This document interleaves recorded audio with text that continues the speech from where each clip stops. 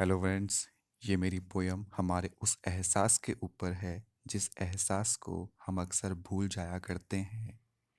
तो मेरी एक छोटी सी कोशिश है उस एहसास को फिर से जगाने की, जिसको शायद न चाहते हुए भी कभी कभी हम भूल जाते हैं। तो उसको सुनिए और शेयर करिए ताकि किसी को फिर से अपनी जिम्मेदारी का एहसास हो सके और शायद वृद्धाश्रम में माँ की संख्या कम हो सके। नन्ही सी आंखें और मुड़ी हुई उंगलियां थी। ये बात तब की है जब दुनिया मेरे लिए सोई हुई थी। नन्हे से शरीर पर नया कपड़ा पहना था और जब आंखें खुली तो सामने उसका ही चेहरा था। वक्त कटा, साल बढ़ा, मैं फिर भी उसके आंचल में था क्योंकि मैं उसका ही तो एक हिस्सा था। फिर चाहे बिस्तर को गीला करना हो या फिर रातों को रोना, एक माँ ही थी जिससे छीना मैंने उसका सोना। सुबह होते ही गोद में खिलाती, झूले में झुलाती, फिर दिन भर थक हार कर मेरे पास चली आती।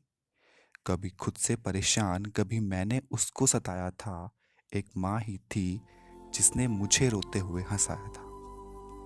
आवाज से तो गूंगा था मैं, पर वो मेरे हर इशारे समझ रही थी। मैं खुद हैरान हूँ कि कल वो मुझे किस तरह पढ़ रही थी। मैं भी उसके लाड प्यार में पूरी तरह ढल चुका था। घर से वो निकल न जाए, कदमों पे नजर उसके रखने लगा था। देख के उसकी शक्ल मैं दूर से ही चिल्लाता था और जो भी इशारे मुझे आते मैं उससे उन्हें अपने पास बुलाता था। और सो सकूं मैं रात भर सुकून के साथ, इसलिए पूरी रात सिर्फ एक करवट में गुजारती थी। पर वो बचपन अब शायद सो चुका था और मैं जवानी की दहलीज में कदम रखने लगा था। मैं उसकी हर कुर्बानी को उसका फर्ज समझने लगा था। चाहे फिर दिवाली का वो खुद पुराना कपड़ा पहनना हो और मुझे नया पहनाना।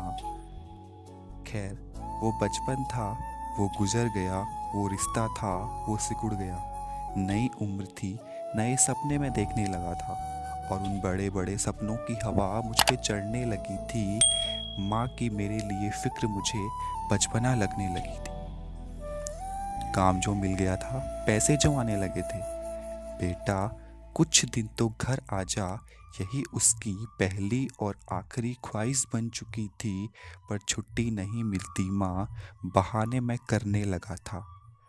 पर समय का कांटा कुछ यूं बदला, क्योंकि इस दुनिया में न कोई आगे था न कोई अपना था, सब पराया था।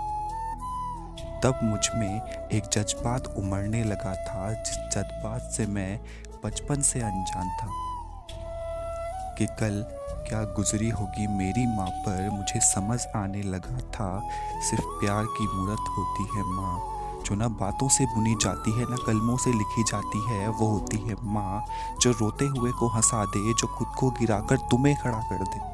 वो होती है माँ। लेकिन एक ना एक दिन तुम्हें एहसास ज़रूर होगा कि जिसकी उंगली का सहारा पकड़कर चला करते थे, आज वही छड़ी का सहारा ढूंढ रही होगी। और जिसकी वजह से जी रहे हो आज, कल वो ना रहे तो क्या होगा। पर अभी भी वक्त बचा है कुछ खास तुम्हारे पास। पर अभी भी वक्त बचा है कुछ खास तुम्हारे पास। सिर्फ तब तक जब तक माँ का साया है तुम्हारे साथ। और जन्नत पाना चाहते हो तो सीने से लगा ले, क्योंकि आज वो साथ है पर शायद कल हो ना हो। Thank you.